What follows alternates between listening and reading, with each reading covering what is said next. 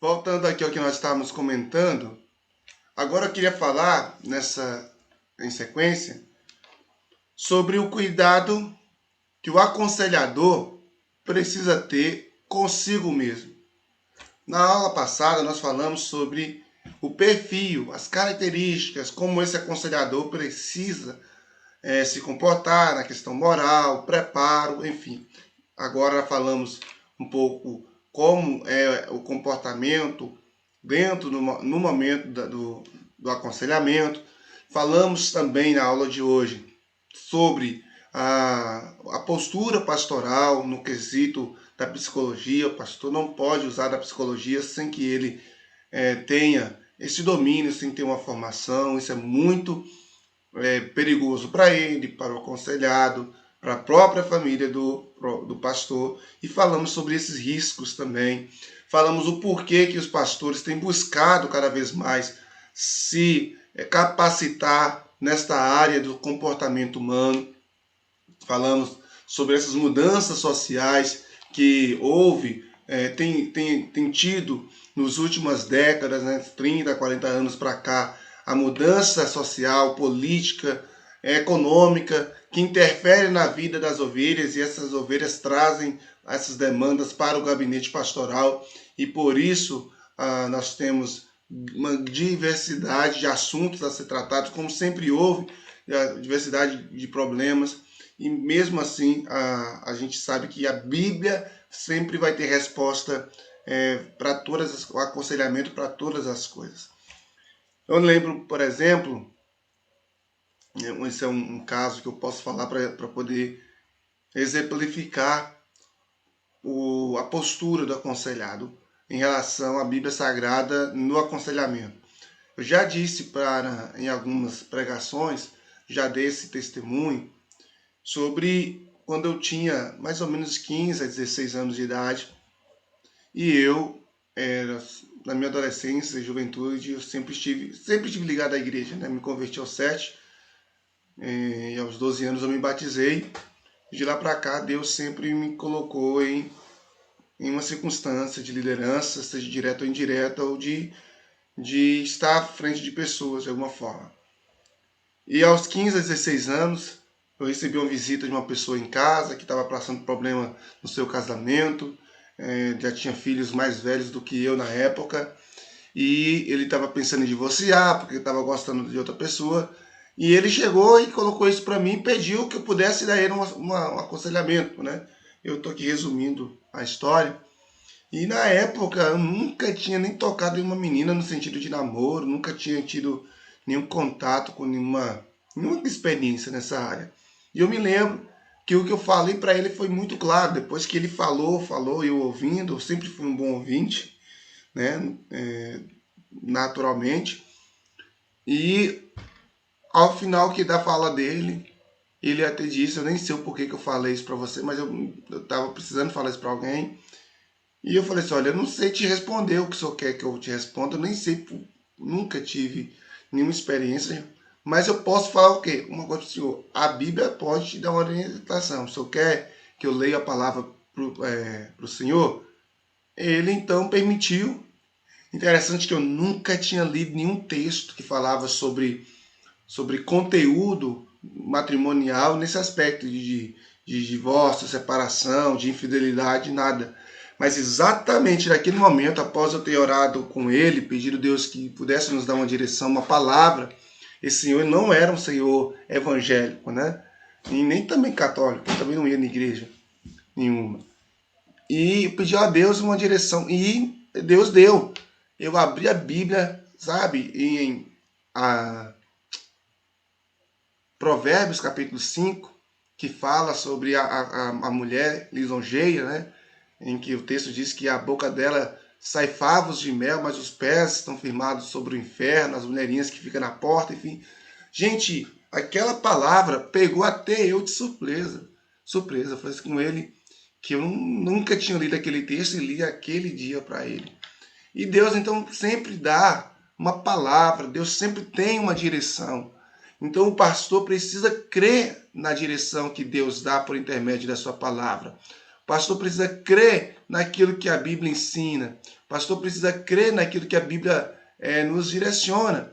Então, quando a gente às vezes fala sobre buscar recursos na psicologia, na psicanálise, no coaching ou em outras ferramentas, não está invalidando a palavra de Deus, como dizendo que ela não tem a resposta. Ela tem resposta para tudo. E também não está acrescentando, porque a Bíblia, de fato, ela é suficiente para a salvação do ser humano e suficiente para nosso crescimento e maturidade. Porém, nós temos enfermidades psíquicas e físicas que, por mais que nós queremos a cura, Deus também usa da medicina e da psicologia para tratar essas áreas. O ser humano é um ser triuno, de espírito, alma e corpo, e essas três áreas precisam ser cuidadas pelos seus respectivos profissionais, melhor dizendo, responsáveis. O pastor está ali para cuidar do espírito, que é da salvação, a psicologia da alma, a psique humana e a medicina do corpo. Então, é saber que cada um tem a sua função. Então, o aconselhador, sabendo disso, eu apenas falei sobre esse caso para fechar esse papel do aconselhador, para fechar o assunto entre psicologia e pastorado. Agora é importante olhar para o próprio aconselhador, do cuidador. Qual é o cuidado que ele tem que ter consigo mesmo? Tem o pastor presbiteriano mesmo da igreja, o presbiteriano do Brasil, o Dr. Pércio, ele vai identificar que muitos pastores estão depressivos. Muitos pastores, ele fez uma pesquisa, e nessa pesquisa ele vai identificar que muitos pastores vivem constantemente ali com uma certa depressão e até em níveis graves, por problemas com a liderança da igreja, por causa da baixa remuneração, a mudança constante de igreja. Existem denominações que mudam sistematicamente os seus pastores. Não fica muito tempo, Então, a falta do apoio da própria igreja local, às vezes o pastor ali está se dedicando, está se doando, se dando o máximo, e a igreja local às vezes não corresponde, não responde toda a entrega. Então, o estresse relacionado, por exemplo, à própria atividade pastoral, que você lida diretamente com pessoas, e lidar com pessoas é você ajudar a carregar os fardos. Então, imagina aí, você carregando fardos aí de diversas pessoas, e mais os seus e da sua família. Também esse pastor, ele vai falar que outro motivador de depressão entre pastores é o tratamento que a igreja dá às esposas desses pastores, que muitas vezes sempre é algo muito claro, que às vezes são só as mulheres sem nome, que às vezes nem a própria igreja chama as esposas pelo nome, é a esposa do pastor, ou é o filho do pastor, e muitas vezes há uma certa rixa entre a igreja e a família pastoral, porque muitas vezes a família pastoral quer ter mais tempo do pai, o filho quer ter mais tempo do pai, pastor, a esposa quer ter um tempo maior do esposo pastor, mas aí às vezes a demanda eclesiástica acaba suprimindo isso. Tem pastores que não tiram férias, eu falo por mim que isso foi uma falha muito grande. Eu fiquei anos no ministério pastoral sem tirar férias. Às vezes quando tirava uma semana e a cabeça tirava o corpo, viajava, mas às vezes a cabeça ficava na própria igreja, a preocupação. Então isso é muito ruim, isso são circunstâncias que podem gerar depressão, conforme a pesquisa levantada. Pecados que não é pelo fato de ser pastor que ele não comete pecado, e às vezes a cobrança interna pastoral quando ele peca é muito grande, e a externa, quando isso acaba se tornando público, é maior ainda, Então acaba gerando isso aí. Então, entre a pesquisa do Centro de Psicólogos e Psiquiatras Cristãos, existe uma pesquisa que diz que 70% dos pastores lutam constantemente contra a depressão. Olha bem o que é isso, 70%. 70% deles acreditam que não tem um amigo próximo. 71% deles dizem estar esgotados. 72% dos pastores dizem que só estudam a Bíblia quando estão preparando o sermão. E 80% dos pastores acreditam que o ministério pastoral tem afetado negativamente as suas famílias. Então percebe que o pastor está ali. Quando eu estou falando pastor, estou falando do aconselhado também, mas aqui focando na pessoa do próprio pastor, que é o que mais atua nessa área. Ele está ali cuidando, ele está ali tratando pessoas, mas se ele não ter cuidado, ele pode estar gerando feridas em si e as suas próprias famílias. Só para você entender que 80% dos pastores acreditam que o ministério pastoral afeta negativamente o seu lar, isso já pode, é um dado muito intrigante. E aí você vai diretamente para aquelas perguntas que as pessoas fazem. Olha, o filho do pastor saiu da igreja. Você vai começar a olhar para pastores que às vezes têm muitos filhos, às vezes tem 4, 5 filhos, e você vai perceber que os próprios filhos dos pastores acabam não seguindo o mesmo caminho pastoral, acabam não seguindo. Eu conheço vários filhos de pastores que eles falam, olha, nunca... Eu já ouvi uma jovem dizer o seguinte, eu nunca quero casar com alguém que vai se tornar pastor. É a última coisa que eu quero na vida é casar com alguém que vai se tornar pastor. Por quê? Porque ela viveu lá a vida toda vendo o quanto o pai dela era ausente, o quanto a necessidade. Então muitos filhos de pastores tomam raiva da igreja, tomam raiva do próprio Deus, né? Por causa dessa situação. E não vai longe não. Se você olhar, por exemplo, para Samuel. Samuel foi pastor, foi líder em Israel desde a sua meninice até sua velhice. Olha para os filhos dele. Olha para Ezequias, que foi um homem temente a Deus a sua vida, e depois que ele adoeceu, que ele pediu Deus os 15 anos de vida, pediu o Senhor que não matasse, e Deus acrescentou os 15 anos de vida. Olha para Manassés, o filho dele. Olha para os filhos de Davi, a confusão que foi na casa de Davi. Então, muitas vezes, o fato de se envolver num nível bem profundo dentro da comunidade eclesiástica, muitos pastores e muitos líderes acabam na sua própria família deixando de desejar. E isso gera desgaste, porque às vezes o ambiente que ele deveria estar descansando, brincando, acaba sendo um ambiente instável, um ambiente de tribulação, né? E aí vem os problemas.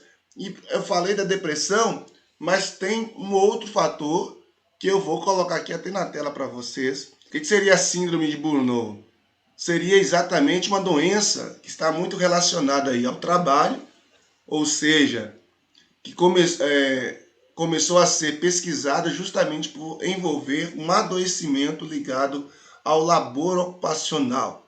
E os sinais e sintomas dos estágios iniciais são praticamente os mesmos do estresse e da depressão. Então nós temos aí essa síndrome, né, e que afeta muito o contexto pastoral, demais a conta, né? E às vezes o pastor ele está vivenciando essa síndrome chamada de burnout. E é claro que não é só pastor, mas os pastores são todos profissionais, gente, que lidam diretamente com o público. A gente precisa compreender que a síndrome de Burnout ela está relacionada a profissionais que lidam com pessoas. Tá, ok? Então, e ela é uma doença ocupacional. Isso é uma doença ligada ali à questão da área de trabalho. Então, quais seriam os sintomas? Primeiro, exaustão, que seria o esgotamento físico temporário. Fadiga, a capacidade física ou mental decrescente, então mentalmente e fisicamente a pessoa vai perdendo esse equilíbrio. Dores de cabeça, dores generalizadas no corpo, alterações digestivas, então o órgão digestivo não trabalha mais da maneira que deveria. O sono e do sono, sexuais e alergias. Então, essas alterações começam a acontecer no sistema digestivo, no sono, a alteração sexual e a alteração que promovem alergias. E quais seriam os sintomas psicológicos dessa doença? Depressão, irritabilidade, ansiedade, inflexibilidade, perda de interesse e descrédito na instituição e nas pessoas. É onde você começa a ver líderes reclamando: a igreja não presta, o povo é ingrato, a instituição ela é isso, ela começa a ver defeito em tudo, começa a viver uma vida ansiosa, começa a ser mais inflexível, ele que antes era mais flexível, ela era mais tranquila, agora começa a ser mais irritável, irrita-se mais com facilidade.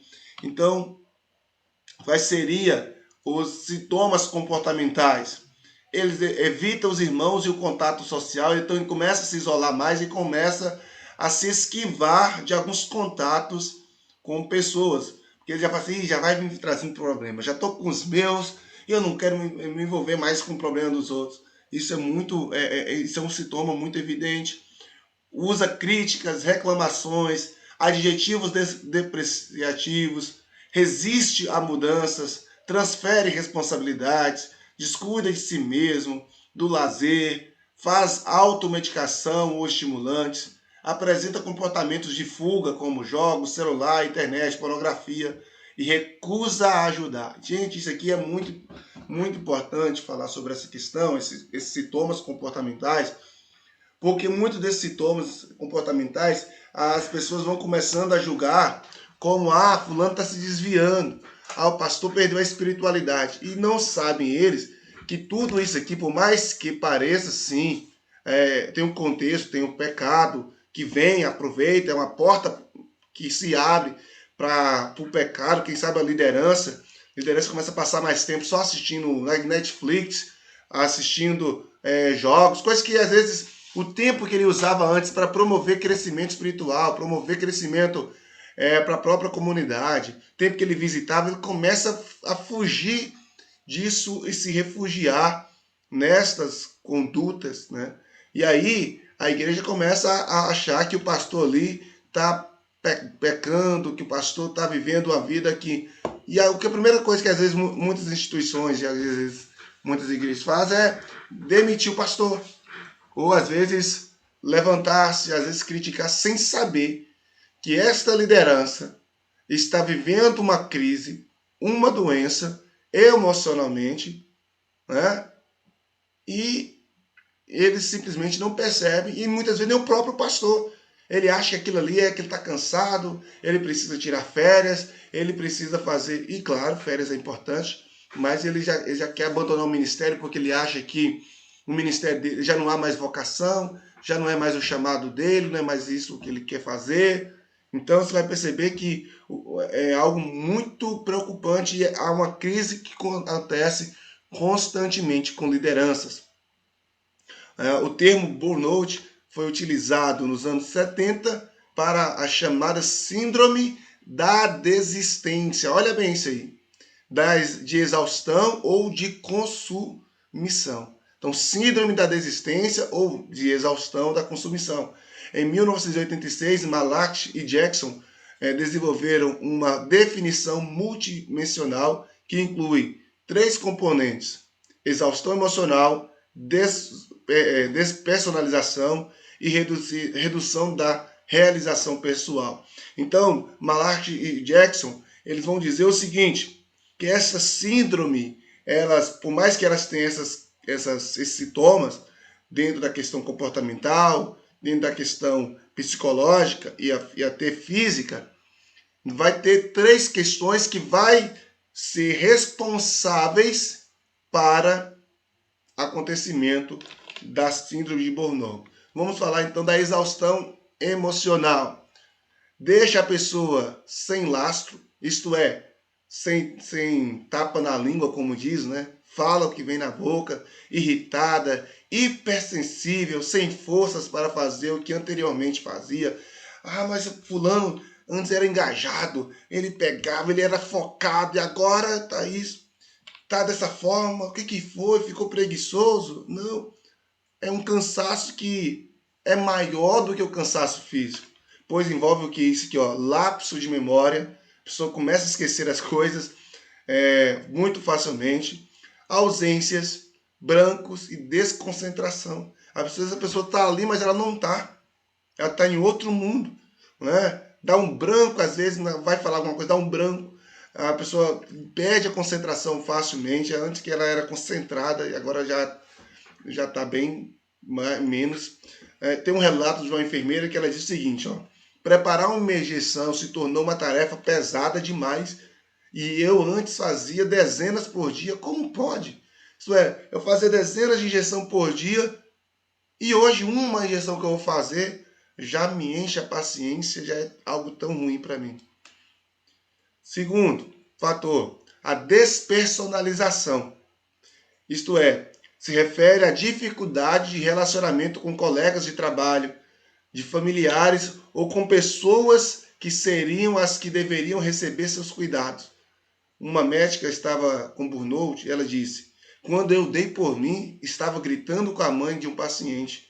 Me desconheci, assustei comigo mesma. Então, olha bem. Então, às vezes, quem está ali com essa síndrome, quando está com essa enfermidade, né, psicológica, ela tem essa dificuldade, ela perde a sua personalidade, né? Ela muda a sua personalidade, ela não se reconhece mais. Né? Então, algo que ela fazia com tanto prazer e ela gostava tanto, agora é um fardo, é um peso. E isso precisa ser muito bem cuidado, muito bem tratado. E o terceiro é a redução da realização pessoal. Faz a pessoa pensar em largar a profissão, mesmo depois de anos de estudo e investimento. Às vezes, igual vou pegar o exemplo de diversos pastores que após anos do ministério pastoral, muitas pessoas salvas, pessoas às vezes, ele simplesmente acha que aquilo não é mais para ele, que se nós falamos da enfermeira, falamos de um outro profissional, qual é a profissão de um pastor? A profissão, entre aspas, eu não gosto de chamar de profissão, é um ministério, mas ele está trabalhando naquilo ali, ele está dedicando o seu tempo, ele não tem uma outra área, às vezes tem uma segunda área que está subjugada a essa principal, então é a profissão. Então muitas vezes ele quer largar aquilo, né? E mesmo depois de anos de estudo e investimento, e aparentemente há uma saturação que rouba a alegria. Então não está mais aquela pessoa alegre, aquela pessoa festiva. O trabalho antes era prazeroso, se torna um fardo, uma obrigação desagradável. Um pastor relatou o seguinte: eu chegava perto da igreja e antes do culto eu chorava de desespero, até que um dia disse para minha mulher: nunca mais eu entro lá, nunca mais eu quero fazer isso. Então o próprio pastor, ele vai relatar: eu não quero mais mexer com o ministério pastoral e tal, mas na realidade não era porque ele perdeu a chama, o amor, o desejo, a paixão por aquilo, simplesmente porque ele estava enfermo e às vezes o próprio líder não percebe, por ele falta o conhecimento, né? Então os fatores que vão desencadear essa síndrome em geral é a sobrecarga de trabalho, é a frustração por não atingir metas propostas, é a dedicação excessiva ao trabalho, com dificuldade para ter um lazer ou um ócio e estar com a família, a falta de autonomia em situações de grande responsabilidade. Então, olha bem, tudo isso vai gerando chegar à síndrome de burnout. Nessa síndrome é um componente relacionado com o ambiente de trabalho, pois o fator gerador da síndrome está não apenas no volume, mas principalmente no ambiente de trabalho. Assim, o paciente que tem um estresse clássico pode se recuperar depois de um período de férias, mas não o portador de burnout, porque os problemas voltam quando ele retorna ao trabalho. Então, em geral, o tratamento medicamentoso, além da psicoterapia, trabalha-se dentro de uma visão multidisciplinar, que pode incluir outras ajudas, como a fisioterapia, nutrição e avaliação de personal trainer e mentoria, etc. Busque auxílio médico para proceder à avaliação e intervenções adequadas. Então, nós temos aí, eu peguei essa informação para que você possa perceber o quão é importante a gente ter essa percepção, ter esta questão clara da síndrome e tratar.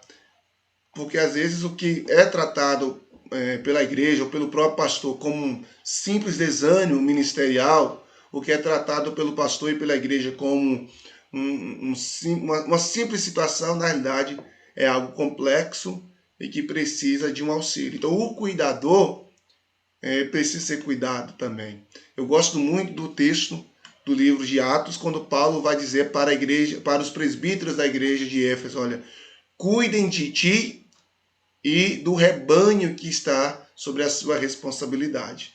Né? Então nós precisamos cuidar das pessoas, mas também cuidar de nós também. Ok? E assim encerra essas duas aulas que nós falamos sobre aconselhamento pastoral. Tanto na aula passada, hoje a aula 2 desse tema sobre aconselhamento pastoral. E eu gostaria que vocês partilhassem aí um pouco sobre o que vocês aprenderam, o que foi relevante para vocês. Estou à disposição e todo ouvidos. Eu falando assim, por isso que Deus fala, né, que o meu povo, ele erra por falta de conhecimento, né? Erreis não conhecem das escrituras, não poder de Deus. O conhecimento, tanto das escrituras como conhecimento, né, assim, que um pastor tem que ter, um servo de Deus tem que ter, antes de exercer qualquer cargo, né? A pessoa tem que estar preparada e tem que também ter pessoas para ajudar, né? É muito importante isso. Realmente, porque não adianta apenas, né, você estar à frente. Principalmente quem está à frente precisa ter o preparo teológico e preparo espiritual e mental também, né? Porque você lida com diversas circunstâncias. Bom, José Luiz, quer compartilhar alguma coisa? Acho que aí, o que o senhor falou, existem muitos pastores que sofrem por isso. Ele, acho que ele carrega muita, né, responsabilidade na igreja. E na sua caminhada ele não dá conta. Né? Talvez tenha uma liderança também que não procura se ajudar, né? E aí eles sofrem muito. Alô? Está escutando? Sim. E aí sofre muito, pastor. A gente conhece muito ministério aí que vai entrar e se acaba, né? Por isso. A liderança, que é o anjo, que é o pastor, ele está dando conta. E exemplos e exemplos, né? Isso diz 72% do pastor hoje sofre por não ter uma liderança adequada, e 82% também sofre porque ele a carrega muito. Eu vejo aí 20% se suicidando, né? Porque chega um ponto que ele vai, e a sua caminhada, ele já procura sair, né? Como você falou, vai desabafar com outros meios, né? Procura tirando a sua própria vida. Mas eu aprendi muito, né? Nessa lição, nessa aula aí, que vamos aprender. Igual eu estou aí já passando por um cargo maior, então é bom estar aprendendo e capacitando sobre esse assunto. Estar caminhando mais com Deus, né? Buscar de Deus mais sabedoria e nos capacitar cada dia. Amém. Amém. Então, quando nós olhamos para todo esse cenário, gente, é importante sim, cuidem de vocês, quem exerce uma liderança na igreja. Então hoje, ter essa visão aberta, ter essa visão clara, me facilitou muito, porque tem como você tomar algumas medidas, né? Você precisa tomar algumas medidas, buscar um tratamento, buscar se recompor. E é por isso que às vezes o julgamento externo é muito cruel. Que às vezes as pessoas não sabem, às vezes, por que você tomou determinadas decisões, sendo que às vezes tomou determinadas decisões exatamente para poder preservar a vida daqueles que estão até sobre a sua própria liderança. É como se você estivesse dirigindo um ônibus bêbado. Imagina aí, a irresponsabilidade. Né? Então você corre o risco de matar todo mundo porque você não está bem. Né? Então, às vezes tonto, às vezes com labirintite, por exemplo. Então você sabe que se você não está bem, você não pode estar dirigindo um carro nesse aspecto. Só que o fato esse não está bem, existem níveis, né, que é suportável, tolerado, e você pode estar servindo, como eu falei até na semana passada, na aula passada com vocês. Mas existe um momento que você precisa buscar recursos, sim, cuidar de você, dar uma pausa, para poder você depois servir com excelência a igreja e todos aqueles que dependerem de você.